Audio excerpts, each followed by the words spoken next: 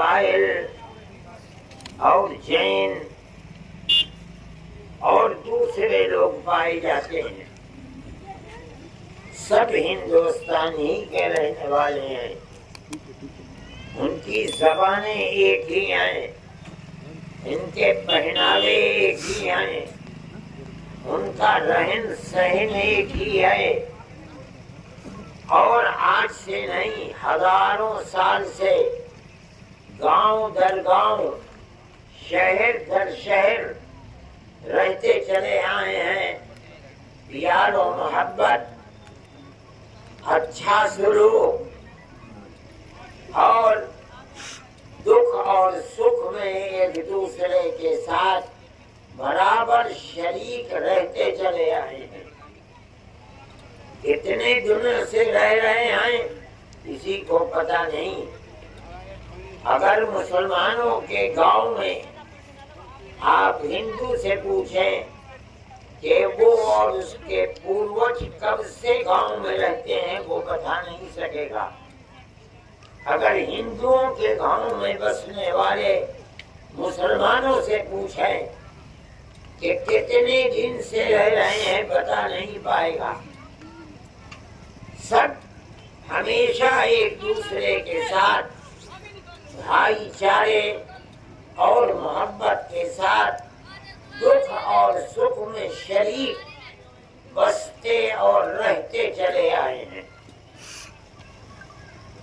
یہ ہمارے اس ملک کی وشیشتا اور خصوصیت ہے۔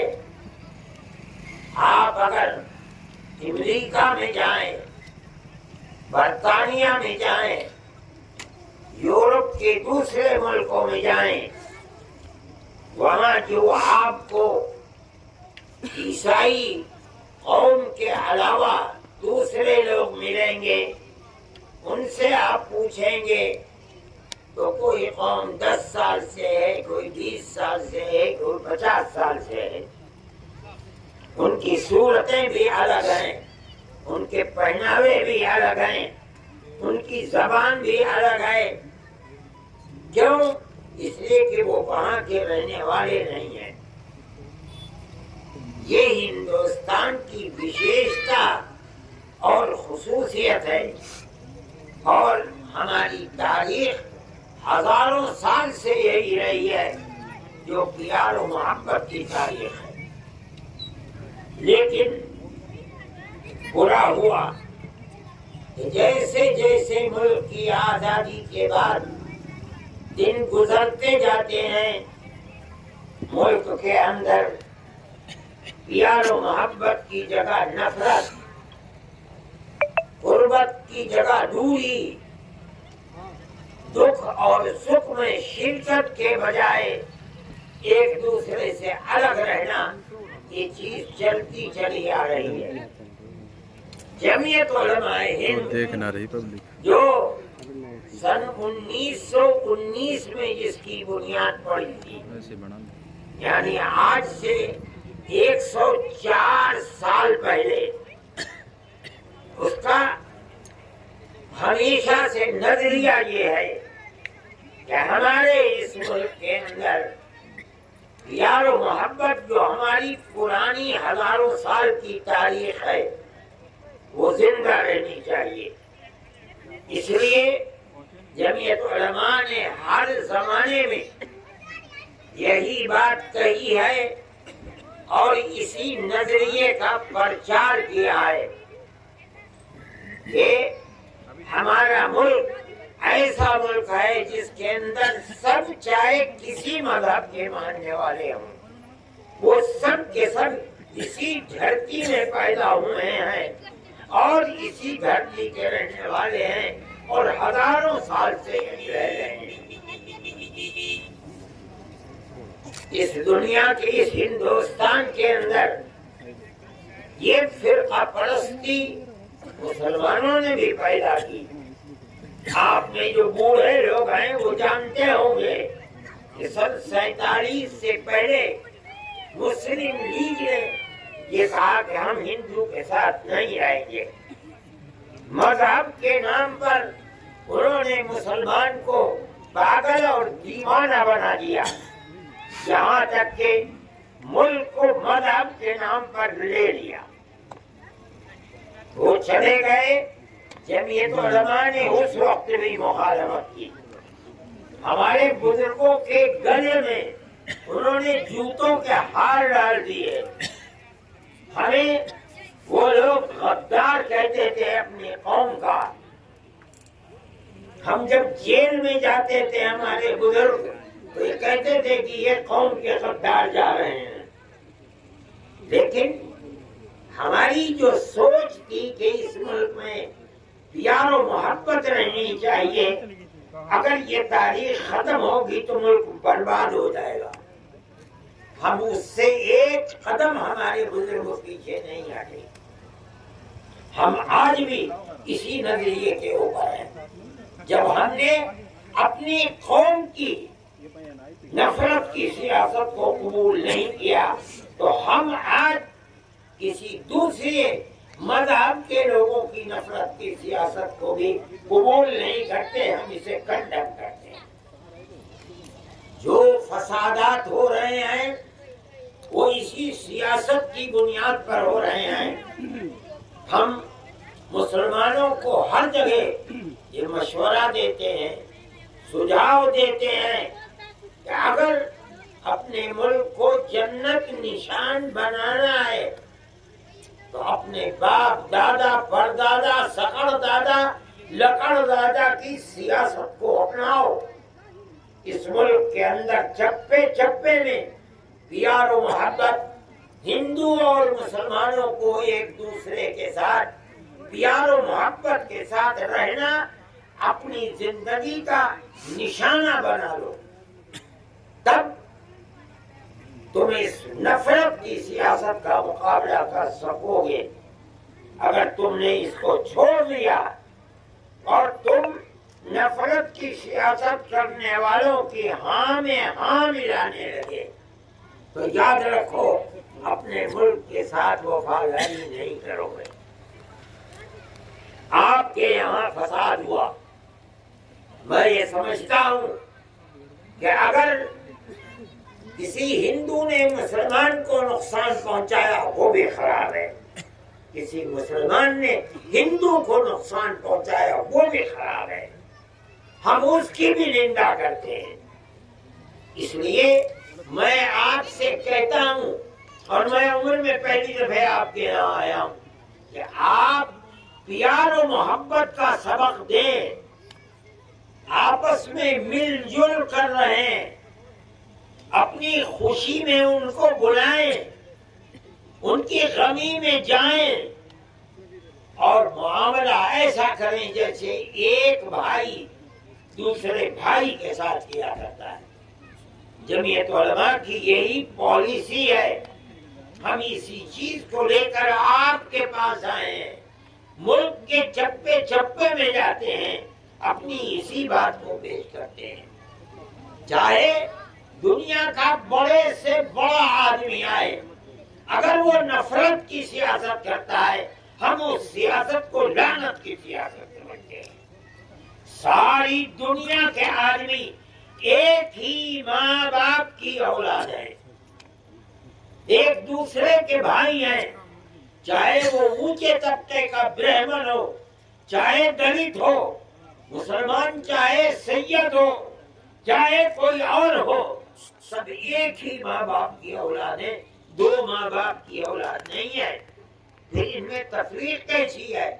ہمارا مذہب ہمیں سکھاتا ہے کہ غربت اور فقر کی بنیاد کے اوپر، برادری کی بنیاد کے اوپر کوئی اونچا اور کوئی نیچا نہیں ہے۔ اونچا وہ ہے جس کا اپنے اللہ کے ساتھ تعلق بہتر ہے، وہ اونچا ہوگا، چاہے وہ کسی سماج کا آدمی ہو، چاہے کسی برادری کا آدمی ہو۔ جو بات میں کہہ رہا ہوں محبت کی، پیار کی، آپ یہ نہ سمجھے کہ میں کہہ رہا ہوں، میں آپ کو آپ کے مذہب کی بات بتا رہا ہوں، قرآن کی بات بتا رہا ہوں، اللہ کے نبی حضرت محمد صلی اللہ علیہ وسلم کی حدیث کی بات بتا رہا ہوں۔ آپ جہاں رہیں اسی نظریے کے ساتھ رہیں. اگر آپ یہ کریں گے تو آپ اپنی اس آبادی کے اندر امن و سکون کو قائم رکھیں گے.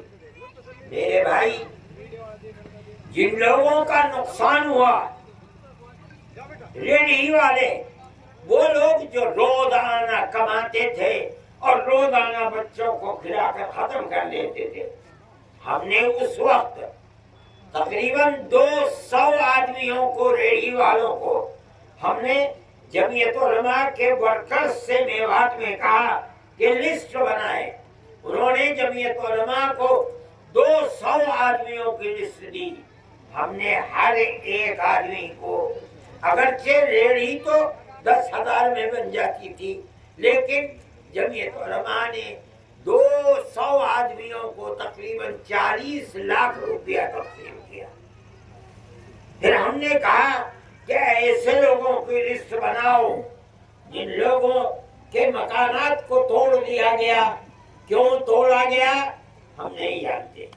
لوگ کہتے ہیں کہ وہ گورنمنٹ کی زمین تھی، اس لیے ان کو بغیر نوٹس دیے ہوئے ان کے مکانات کو بلڈوزر چلا دیا گیا یا گرا دیا گیا. ہم نے یہ سوچا کہ ہم اس کی لسٹ بنائیں. ابراہیم صاحب، مولانا شوکت صاحب اور جو جمعیت علماء کے صدر ہیں مولانا ہارون صاحب اور ان دوسرے حضرات نے ایک لسٹ بنائی. ہم نے اس زمین کو خریدا، جمعیت علماء نے. اس کے اندر ہم نے تقریباً 20 آدمیوں کے مکانات 100 گز کے اندر بنانے کے لیے نشان ڈلوائے. جمعیت علماء آفت اور مصیبت اور فسادات میں جو بھی کام کرتی ہے وہ ہندو اور مسلمان دونوں کے لیے کرتی ہے. ہم فساد کو خراب چیز سمجھتے ہیں. ہم نے ان دونوں کے لیے 100 گز کے 100 گز کے پلاٹ بنائے اور ہم وہ پلاٹ دے رہے ہیں. ہمارے برادران وطن اور بھائی بھی ہیں، 3 انسان ہیں، 3 ہیں. ہم ان کو چاہتے تھے کہ وہ یہاں آباد ہوں، لیکن چونکہ وہ نفرت کی لعنت سیاست جو ہندو مسلم کو پاس رہنے میں ڈراتی ہے، انہوں نے کہا کہ ہم اس وقت مسلمانوں کے ساتھ رہتے ہوئے ڈرتے ہیں. ٹھیک ہے، ہم آپ کو پیسے دیں گے، ہم ان کو بھی 1 لاکھ روپیہ دیں گے تینوں کو، اور ہم ان سے کہیں گے کہ آپ کا جہاں جی چاہے آپ اس میں اپنے لیے 10 20 25 50 گز زمین لے لیں اور لے کر کے اپنی زندگی کو گزاریں. جو مسلمان ہیں ہم نے ان کے لیے جن سے زمین لی ہے انہوں نے 200 گز زمین دی ہے مکتب اور مسجد کے لیے. اب ان کی مسجد بھی بنائے گی جمعیت علماء، اللہ چاہے گا، اگر وہ لوگ یہاں آباد ہو جائیں گے.